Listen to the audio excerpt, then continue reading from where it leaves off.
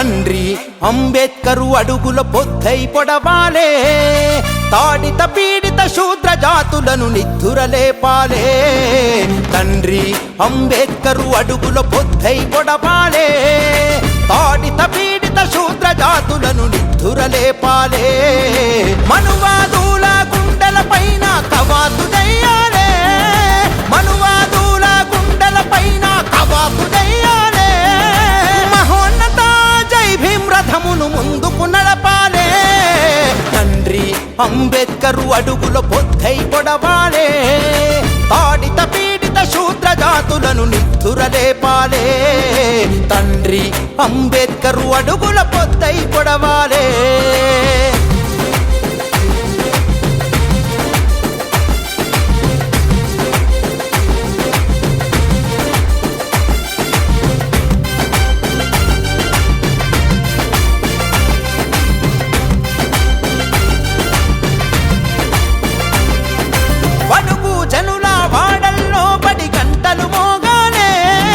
లక్షలాది ఆ పల్లెలకు అక్షరదారులు వేయాలే, ప్రపంచమే మెచ్చేటి ప్రజ్ఞానులమవ్వాలే. తరతరాల ఈ పేదరికాన్ని తరిమి కొట్టాలే. మనిషిని మనిషిగా చూసే మంచి రోజులు రావాలే, మనిషిని మనిషిగా చూసే మంచి రోజులు రావాలే. చీకటిని తరిమేసే రేపటి యోధులమవ్వాలే. తండ్రి అంబేద్కరు అడుగుల పొద్దై పొడవాలే, తాడిత పీడిత శూద్ర జాతులను నిద్దురలేపాలే. తండ్రి అంబేద్కరు అడుగుల పొద్దై పొడవాలే.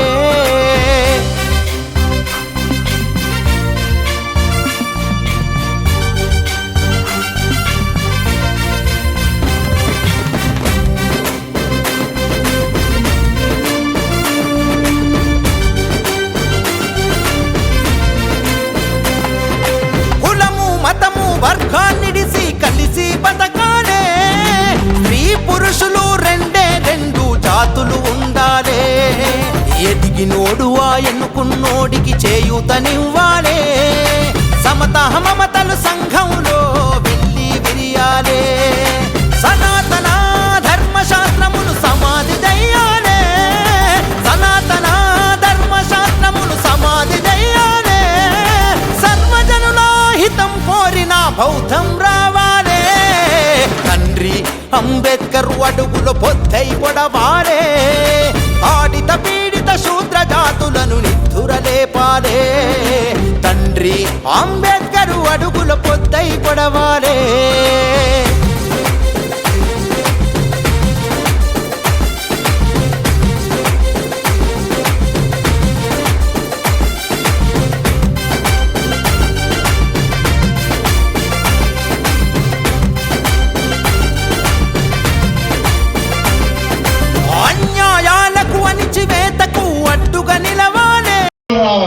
ఇప్పుడు సుగుణాలు అనేది ఎవరికి వస్తలేవు. నేను ఇక్కడనే స్కూల్లో చూస్తుంటా, సాయంత్రం 6-7 అయితే 8-9 అయితే రోడ్ల మీద చూస్తుంటాం. చదువుకునే వాళ్ళు ఎవరు లేరు. ఫోన్ ఏడ చూసినా వాళ్ళ తలకాయ కిందికే ఉంటుంది. పుస్తకం చదివితే 10 మందిలో నేను తలెత్తి నిలబెడుతుంది. ఫోన్ చూస్తే నేను ఎప్పుడు తల ఉంచుకునేటట్లే చెప్తాను. ఎందుకంటే ఫోన్ మంచి చెడు సమానంగా వస్తాయి. నీవు ఏది స్వీకరిస్తే అదే చూపిస్తుంది.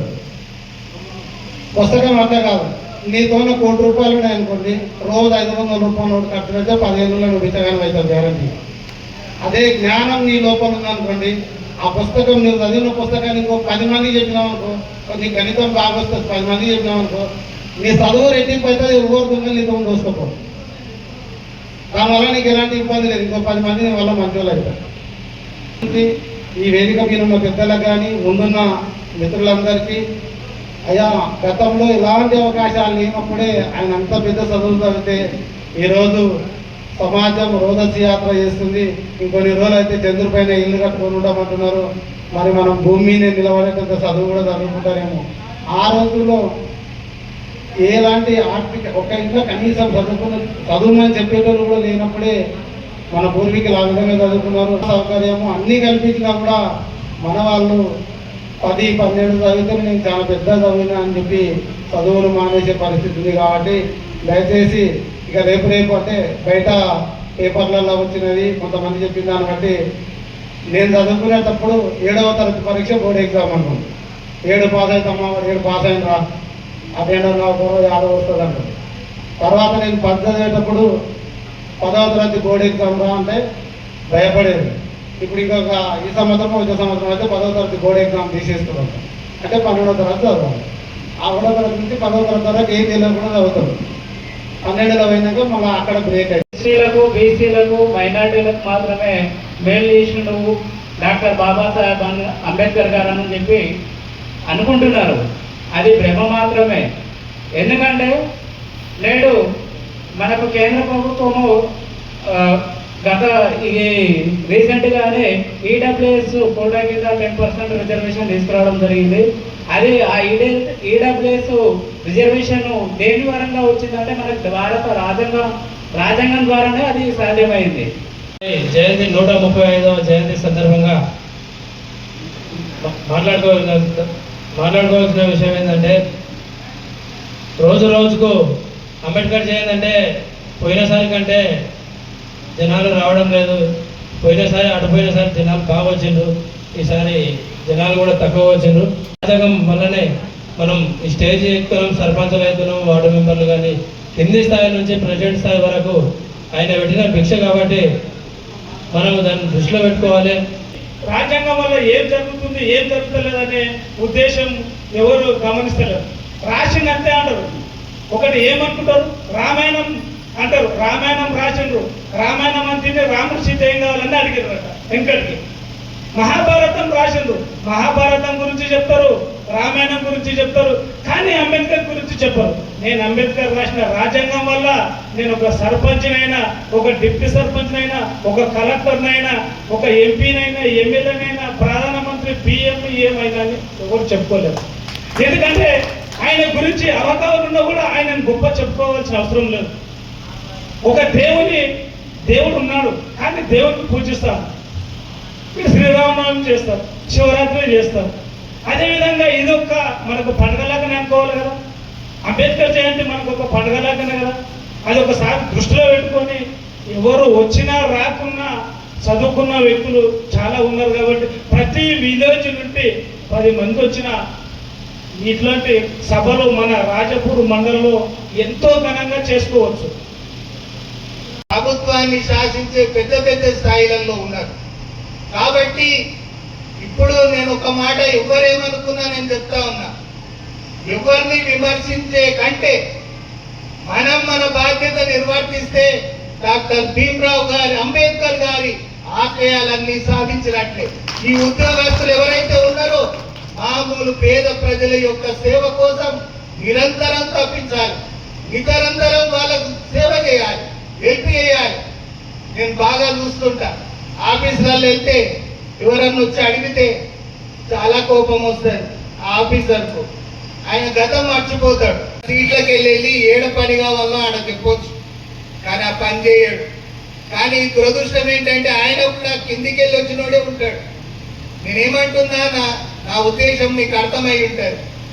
ఎవ్వరు కానీ పేద ప్రజల కోసం ఎంతటి సహాయ సహకారాలైనా చేయాల్సిన అవసరం ఉంది. 1, 2 ఉన్నత చదువులు చదువుకోవాల్సిన అవసరం ఉంది.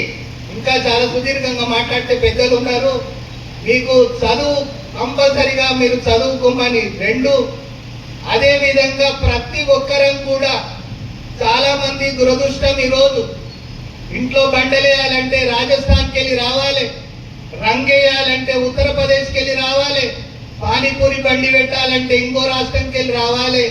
సిగ్గుచేట అనిపిస్తుంది మిత్రులారా, ఏమనుకోకండి. మిగతా మన పిల్లలేమో తెలంగాణ, ఆంధ్రప్రదేశ్కు చెందిన వాళ్ళు సర్వే ప్రకారం చూస్తే పనిలో వెనకబడిపోయింది. ఇది ఎక్కడ ఇట్లా స్టార్ట్ అయ్యింది? నేను అనుకుంటున్నా, నువ్వు ఎంబీఓ కదా మస్తు మాట్లాడతావు అని అనుకుంటున్నావు. కష్టం తెలిసినోని మిత్రులారా, అదేమి ఆషామాషి కాదు జీవితం, ఆషామాషి కాదు. రోజు సుఖం ఉండదు, రోజు బిర్యానీ ఏమి తినం, రోజు ఏసీలో. ఈనాడు 55 సంవత్సరాలు దాటినాక నా ఇంట్లో ఏసీ ఉంది. 55 సంవత్సరాల జీవితం గడిపిన తర్వాత ఏసీ ఉంది. నా 43 సంవత్సరాల వయసు దాటినాక నాకు కారు ఉంది. కాబట్టి నేను చెప్తా ఉన్నా, కష్టం తెలిసిన వాడిగా చెప్తున్నా మిత్రులారా, ఏ పని నేర్చుకుంటే తప్పేముంది? ప్లంబర్ రావాలంటే వేరే వాడు రావాలా? వేరే రాష్ట్రంకి మనం ప్లంబర్ పని నేర్చుకోవద్దా? Electrician work నేర్చుకోవద్దా? చదువుకున్న కాడికి చదువుకున్నాం, అంతేగాని అమ్మ నాన్నని ఇబ్బంది పెట్టి బలాదూరుగా తిరుగుతామంటే. ఇంతకుముందు అన్న ఎంత మంచిగా మాట్లాడి, నాకైతే చాలా ఇన్స్పైర్ అయినా, నేను చాలా మంచిగా అనిపిస్తుంది నాకు ఆ మాటలు చూస్తే. కాబట్టి చదువు పట్ల మనం ఒకవేళ ముందుకెళ్ళకపోతే చాలా అవకాశాలు ఉన్నాయి, బ్రహ్మాండమైన అవకాశాలు ఉన్నాయి. ఆ చదువును పూర్తి చేసుకోండి. రాజాపూర్లో, తిరుమలాపూర్లో 2 కూడా ఓపెన్ స్కూల్స్ ఉన్నాయి. మీరు ఎస్ఎస్సి చదవలేకపోతే పూర్తి చేసుకోండి. ఇంటర్మీడియట్ విద్య కూడా మీరు ఇక్కడ పూర్తి చేసుకోండి. మా దగ్గర తిరుమలాపూర్లో ఉంది, ఇక్కడ రాజాపూర్లో ఉంది. అదేవిధంగా ఓపెన్ డిగ్రీ ఉంది, డాక్టర్ భీమ్రావ్ అంబేద్కర్ గారి పేరు మీదే ఉంది ఆ యూనివర్సిటీ. కాబట్టి దాంట్లో పూర్తి చేసుకోండి, మంచి మంచి అవకాశాలు వస్తాయి. చివరాకరణ ఒక్క మాట చెప్తున్నా, కష్టం విలువ ఖచ్చితంగా తెలిసి ఉండాలి. డిగ్నిటీ ఆఫ్ లేబర్ ఉండాలి. మన ఇంట్లో పనిచేసిన వానికి గౌరవం ఇవ్వాలి. వాడు కుర్చీ మీద కూర్చోని వాని కాళ్ళు వత్తాలని కాదు నా ఉద్దేశం. అతన్ని సాటి మనిషిగా గౌరవించకపోతే ఆ దెబ్బ నీకు ఇన్నడో ఒకనాడు తగులుతుంది. అది ఎంత బలంగా తగులుతుందో నువ్వు ఊహించుకోలేవు. కాబట్టి పేద ప్రజల పట్ల సక్రమైన ప్రవర్తన కలిగి ఉండాలి. మన దగ్గర పనిచేసే వాళ్ళను మనం సోదరులుగా భావించాలి. మన ఇంట్లో పనిచేసిన వాళ్ళను మన పిల్లలకు చెప్పాలి, ఎప్పుడు కూడా తక్కువగా మాట్లాడకూడదని. సో డిగ్నిటీ ఆఫ్ లేబర్, పని చేసే వాళ్ళను గౌరవించాలని చెప్తూ, ప్రతి ఒక్కరం కూడా రాబోయే 5 సంవత్సరాలల్లా కొత్తిమీర కట్ట 100 రూపాయలు పెట్టుకునే రోజులు వస్తాయి. కాబట్టి వ్యవసాయం చేసే అలవాటు కూడా అందరికీ రావాలి, ఎంత పెద్ద స్థాయిలో ఉన్నా కూడా. అదేవిధంగా దేశ రక్షణ కోసం చివరగా ఒక్క మాట చెప్పి ముగిస్తాం మిత్రులారా, ఏమనుకోవద్దు. దేశం మొత్తం ఉన్న రాష్ట్రాల పైన ఒక సర్వే జరిపితే ఆశ్చర్యకరమైన విషయం తెలిసింది. ఏంటంటే 5 అత్యధికంగా మాంసం వాడే రాష్ట్రాలు ఉన్నాయి, నాన్ వెజ్ స్టేట్స్. 1 పశ్చిమ బెంగాల్, 1 త్రిపుర, 2, 3 తెలంగాణ, 4 ఆంధ్రప్రదేశ్, 5 కేరళ. అంటే నా ఉద్దేశం ఏంటి అంటే, బలంగా పటిష్టంగా ఉండడానికే నాన్ వెజ్ ఉపయోగపడుతుంది అని అంటారు అందరూ, అనుకుంటాం కదా. మరి విచిత్రం ఏమిటంటే, ఈ 5 రాష్ట్రాల నుంచే అతి తక్కువ మిలిటరీలో ఉన్నారు, అతి తక్కువగా దేశ రక్షణలో ఉన్నారు. మన తెలంగాణ నుంచి చాలా తక్కువ. అంటే రేపొద్దున మనందరం ఇంత స్వేచ్ఛగా, ఈ దేశం ఇంత స్వేచ్ఛగా ఉండాలంటే ఆడ పటిష్టంగా బందోబస్తు ఉండాలి. మరి పిల్లలంతా ఈడ ఇంటర్మీడియట్ పూర్తి చేసుకొని ఉత్తగానే తిరుగుతాడు. కానీ అగ్నివీర్ అనేటటువంటిది పెట్టిండ్రు, దాంట్లో 25 లక్షల వరకు శాలరీ వస్తుంది, రిటైర్డ్ అయితే డబ్బులు వస్తాయి, 5 సంవత్సరాలు పనిచేయండి చాలు అంటున్నారు. కాబట్టి అట్లాంటిది ఉపయోగించుకోవడంలో అణచివేతకు గురైన వ్యక్తుల్లో నేను ఒకని, అది నేను అనుభవించాను. దాని తర్వాత తన అడుగుజాడల్లో నడిచిన వ్యక్తిగా నేను అనుకుంటున్నాను, భావిస్తున్నాను. ఎందుకు అంటే, ఇదే స్కూల్లో నేను చదువుకున్నాను, 8వ తరగతి వరకు. తర్వాత జడ్చర్లో వెళ్ళి చదువుకున్నాను, తర్వాత హైదరాబాద్ వెళ్ళి చదువుకున్నాను. నేను ఒక రాజ్యాంగ భారత నిర్మాత అడుగుజాడల్లో ఎందుకు నడిచానంటే, ఖచ్చితంగా నా కులము మతము అనేది ఎదగాలి, చదువుకోవాలి. నేను ఒకటే, నా లక్ష్యం ఒకటే, చదువుకుంటే నేను అణచివేతకు గురి అవ్వను. అందరం అంబేద్కర్ గారి గురించి చెప్తున్నాము, మాట్లాడుకుంటున్నాము, కానీ తను రాసిన రాజ్యాంగంలో ఏముంది, ఆ రాజ్యాంగం ప్రకారం మనం నడుచుకుంటున్నామా లేదా అనేది ఎవరు మాట్లాడట్లేదు. అమెరికా ఏం చేసిందంటే, నాలెడ్జ్ ఆఫ్ సింబల్గా గుర్తించి ప్రపంచంలో అత్యధికంగా చదివినవి కాబట్టి మన దేశం వ్యక్తి అయిన నాలెడ్జ్కి విలువ ఇచ్చి, ఆయనకు ఆ గౌరవం ఇచ్చి, వాళ్ళ యొక్క పార్లమెంట్లో అంబేద్కర్ గారి చిత్రపటాన్ని నిలుపుకోవడం జరిగిందంటే, అది ప్రపంచం మొత్తానికి మెచ్చిన వ్యక్తిగా మనం గమనించవచ్చు. ముఖ్యత కాదు, పదవులు ముఖ్యం కాదు. నా అనగారిక వర్గాలు, నా భారతదేశంలో ఉన్నటువంటి ప్రజలు సమానత్వంగా ఉండాలని ఆనాడు న్యాయశాఖ మంత్రిని రాజీనామా చేసినటువంటి డాక్టర్ బాబాసాహెబ్ అంబేద్కర్. అదేవిధంగా ఇలా చెప్పుకుంటూ పోతే ఎన్నో అవమానాలు పడి అతను ఈరోజు మనందరికీ స్వేచ్ఛ సమానత్వంని కల్పించడం జరిగింది. అతని గురించి ఒక 2 అంశాలు పాట రూపంలో వర్ణిస్తాను. రాజ్యాంగము రాసిన నీ తెలివి వల్లనే ఈ పాటి చదువులు చదువుతున్నాము. ఆహా అంబేద్కర దళితులకు బాంధవ నీ త్యాగం నీ మేలు మరవాలేమయ్యా. స్త్రీల హక్కులను కలరా చేస్తే న్యాయ శాఖ మంత్రి పదవి వదిలేసినావు. ఆహా అంబేద్కర దళితులకు బాంధవ నీ త్యాగం నీ మేలు మరవాలేమయ్యా. నీ త్యాగం నీ మేలు మరవాలేమయ్యా. 2 విషయాలు. ఎందుకంటే చదువుకు మించింది ఏం లేదు. ఆ చదువు కోసం డాక్టర్ బిఆర్ అంబేద్కర్ ఎంతో కష్టపడి మరి ఈరోజు మనం చదువుకోవడానికి ఎంతో ముందు అవుతున్నాము. అన్ని అవకాశాలు ఉన్నా, అన్ని ఆర్థిక పరిస్థితులు ఉన్నా చదువులేకపోతున్నాము. అంటే దీనికి కారణం ఏంటి? తల్లిదండ్రులే. ఎందుకంటే చదువుకోకపోతే పిల్లలు ఎవరు అడుగుతలేరు. స్కూళ్ళలో కొడుకపోయి మీరే అడుగుతున్నారు. వాళ్ళ భయం ఎట్లా ఉండాలి? మేము చదువుకున్నప్పుడు సారులు మాకు చాలా కొట్టేవారు. ఇప్పుడు అసలు పిల్లలు కొట్టనియరు, చదవనియరు. కొట్టే వరకు మనమే అడుగుతున్నాం. ఇంకా చదువు ఎట్లా వస్తుంది వాళ్ళకు? దయచేసి చదువుకు మించింది దేశంలో ఏది లేదు. ఎంత అంటే తెలివైన వారు ఎవరు లేదని ఐక్యరాజ్య సమితి గుర్తించింది. అంబేద్కర్ గారు రోజు అంటే ఒక 18 గంటలు 24 గంటలు సమయం ఉంటే 18 గంటలు ఒక రాజ్యాంగం కోసం రాజ్యాంగం రాసి ఒక దేశం క్లిష్టమైన పట్ల ఉన్నప్పుడు, ఆర్థిక వ్యవస్థ అష్టకష్టంగా ఉన్నప్పుడు ఒక ఆర్థిక వ్యవస్థ ఇట్లా ఉండాలని ఒక రాజ్యాంగం రాసి ఆ రాజ్యాంగాలు అమల్లో భాగంగానే ఈరోజు మనకు రాష్ట్రం ఏర్పడ్డది. రాష్ట్రంతో పాటు మన మండలం కూడా కొత్త మండలం ఏర్పడ్డది. కాబట్టి రాజ్యాంగం ఫలితం ఆధారంగానే రాజకీయ వ్యవస్థ కూడా, న్యాయ వ్యవస్థ కావచ్చు, ఒక విద్యా వ్యవస్థ కావచ్చు, ఒక రాజకీయ వ్యవస్థ కావచ్చు, ఎట్లా ఉండాలని ఒక రాజ్యాంగం ద్వారానే సాధ్యమైంది. కాబట్టి మనం చేయాల్సిందల్లా ఎక్కువ సమయం లేదు. కాబట్టి మనము ఫస్ట్ మనం మారి మన చుట్టుపక్కల మన గల్లీ మన గ్రామం మారితేనే మండలం మారుతుంది, దేశం మారుతుంది. కాబట్టి మనకు అంత ఆయుధం అంటే బడుగు పడగల వర్గాలకు చక్కటి ఆయుధం అంటే చదువు ఒకటే మార్గం. చదువుకుంటేనే మనం ముందుకెళ్తాం. కాబట్టి యువకులు కూడా రాజకీయాలకు రావాలి. చెడు అలవాట్లకు దూరంగా ఉండి ఏ పనైనా ఇష్టంగా చేసి ఆ పనిని తల్లిదండ్రుల పైన భారం వేయకుండా మన కుటుంబం బాగుపడితేనే మన గ్రామం బాగుపడుతుంది. కాబట్టి మనం చెడు అలవాట్లకు దూరంగా ఉండి చదువుకుండాలి.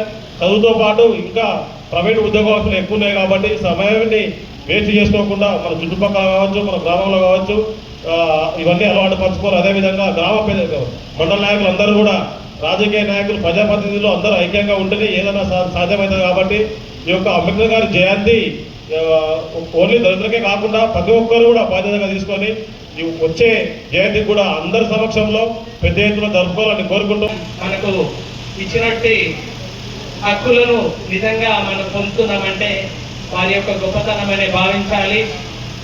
ఆ హక్కునే ఈరోజు రంగారెడ్డిగూడ గ్రామంలో సర్పంచ్గా మా ఆవిడ గెలవడానికి కారణమైంది.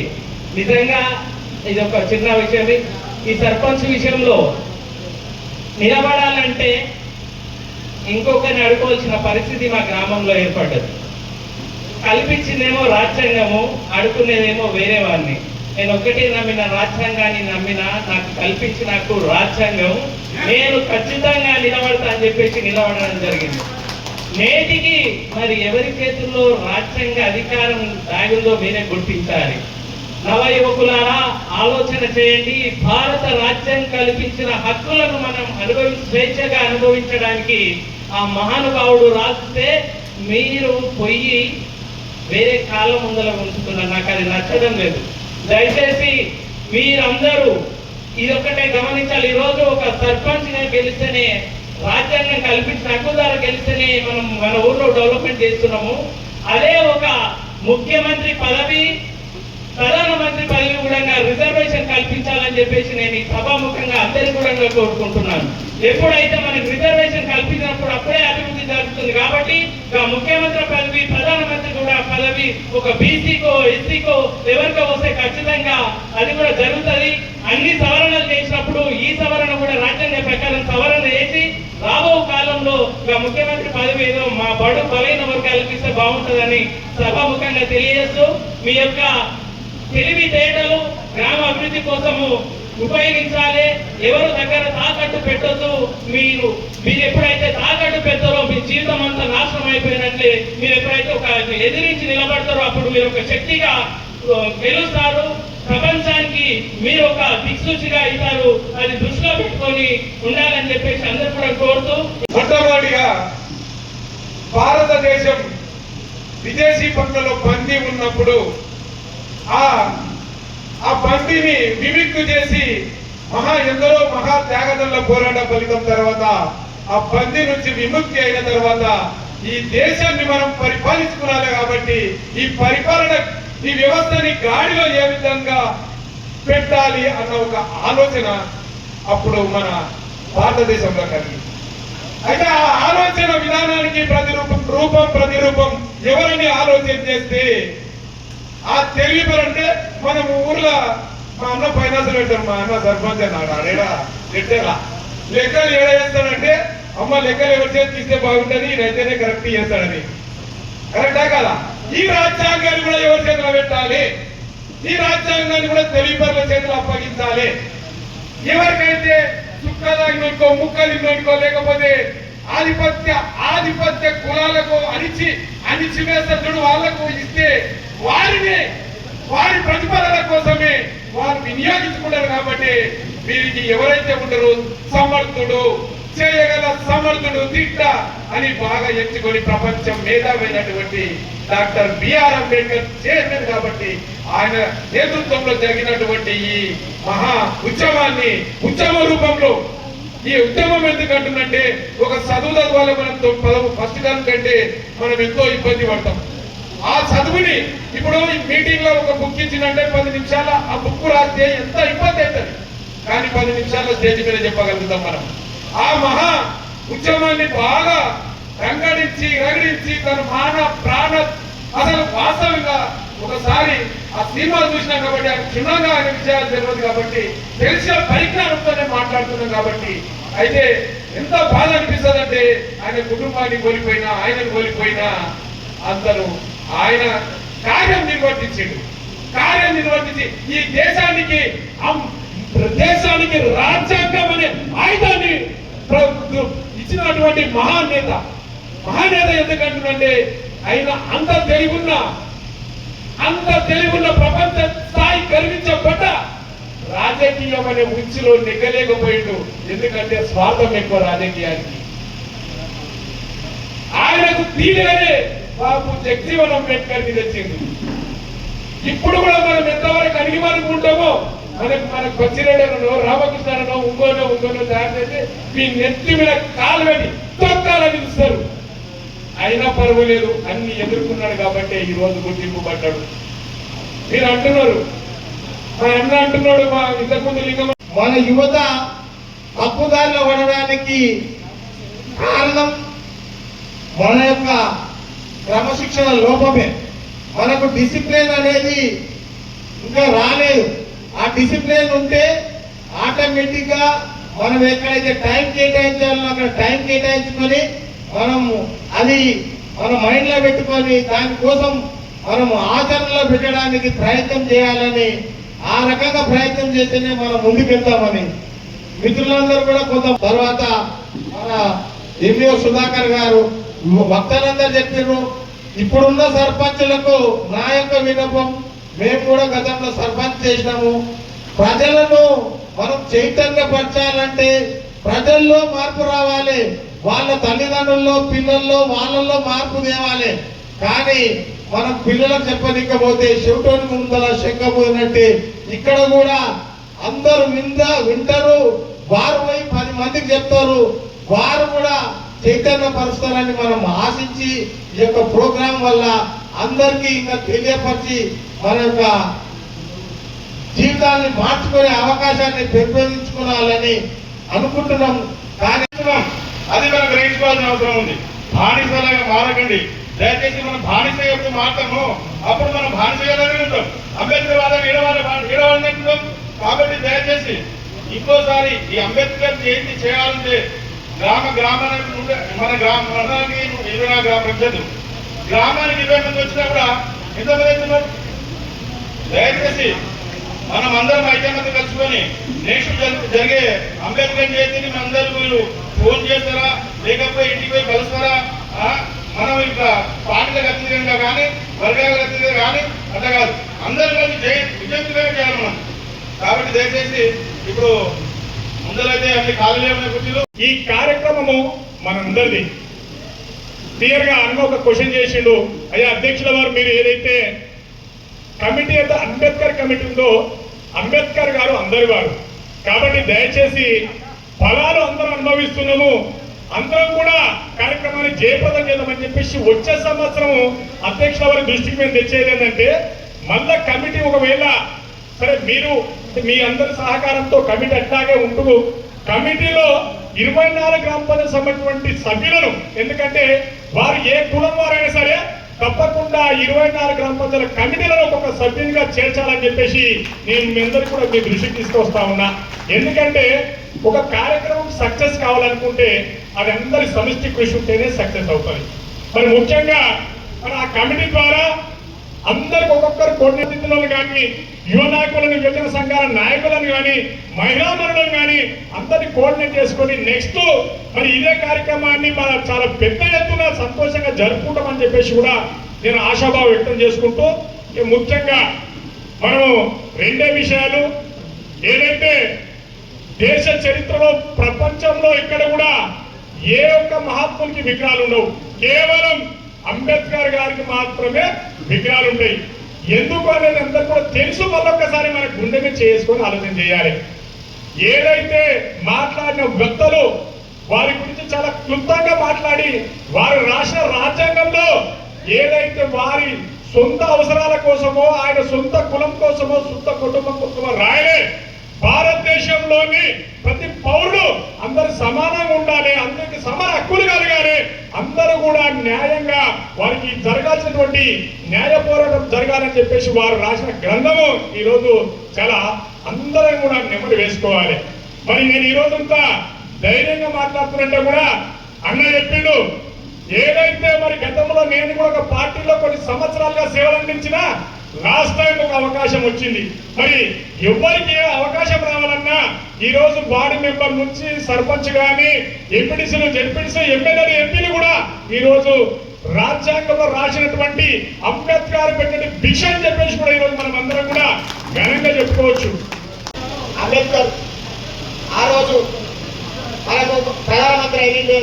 నిజంగా ఈరోజు ప్రపంచ దేశాలనే మనకి విశ్వగురువుగా ఉంటుండే మన భారతదేశం.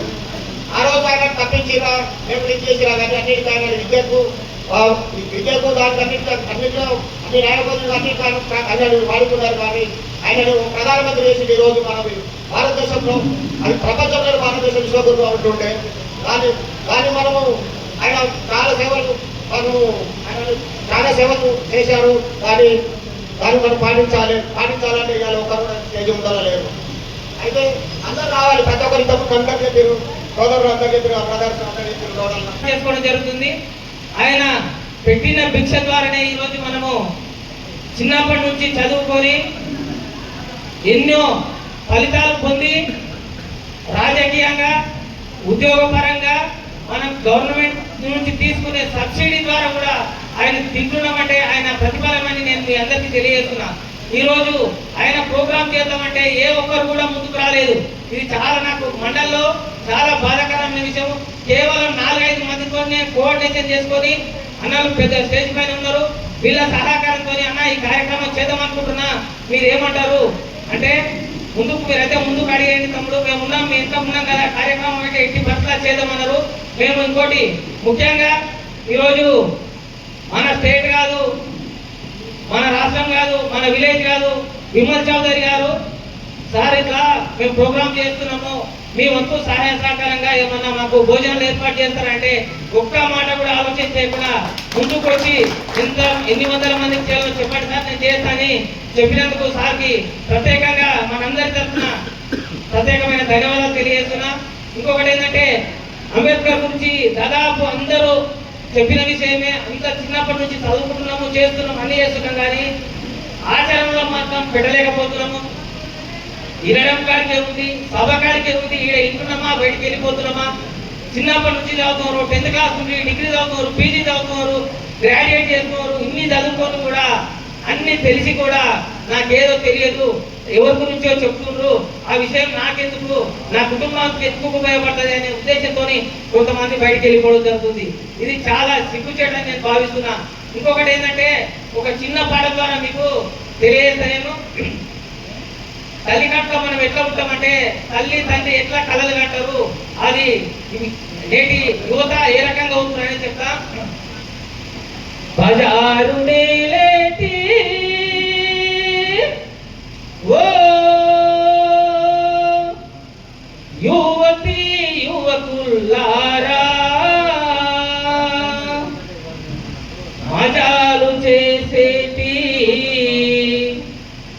ఓ పోగిరి పోరల్లారా. ఈరోజు యువత ఎట్లా ఉందంటే, రోడ్ పనులు పోతుంటే చిల్లర పనులు చేసుకుంటూ పోగడా, దాని ద్వారా ఎవరికి ఏం కాదు. ఒక అమ్మాయిని టీచ్ చేసినామంటే అమ్మాయి ఏం చెల్లిపోతుంది, దానికి వెళ్ళిపోతుంది. దాంట్లో మునిగి తేలేది ఒకవే, రేపు నా అమ్మాయికి నీవే. బజారు నేలేటి ఓ యువతి యువకుల్లారా, మజాలు చేసేటి ఓ పోగిరి పోరల్లారా. బజారు నేలేటి ఓ యువతి యువకుల్లారా, మజాలు చేసేటి ఓ పోగిరి పోరల్లారా. అరెరే కడుపులో మీరు కనమైనప్పుడే కలలో మునిగిరి మీ తల్లిదండ్రులు.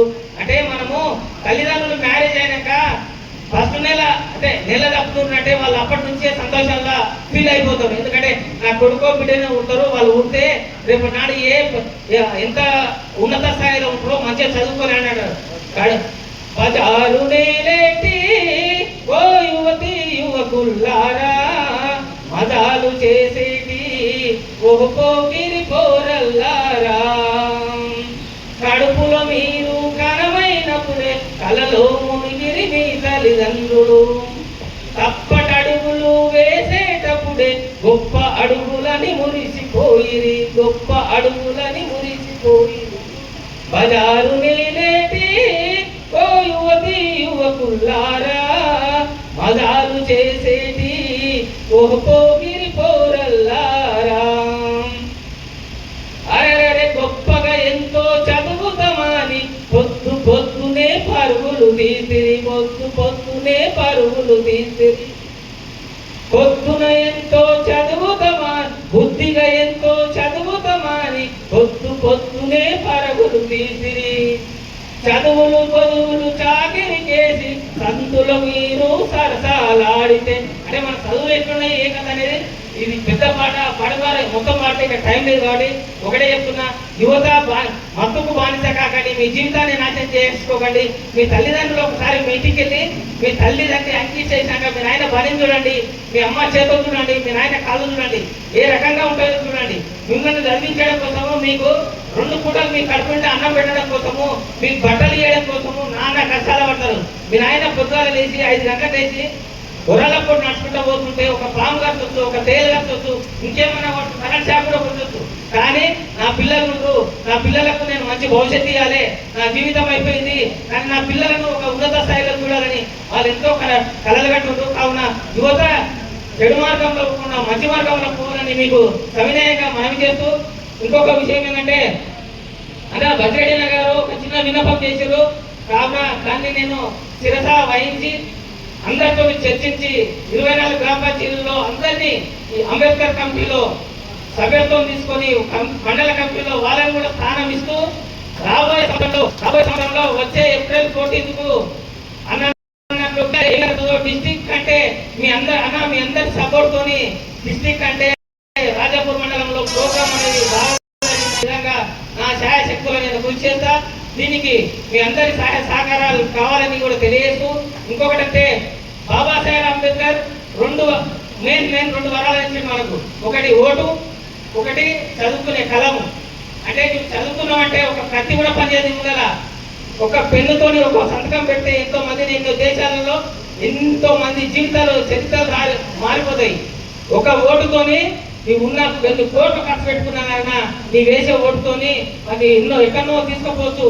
అక్కడి నుంచి కూడా మళ్ళా ఇది తీసుకురావచ్చు. అది ఎవరితో ఉంది, మతానుంది. కాబట్టి భారత రాజ్యాంగంలో ఇస్తూ ఆయన అడుగు చేయడంలో నడిచేందుకు ఇంకొకటి ఏంటంటే ఈ కార్యక్రమం చేయడానికి నాకు ఎలా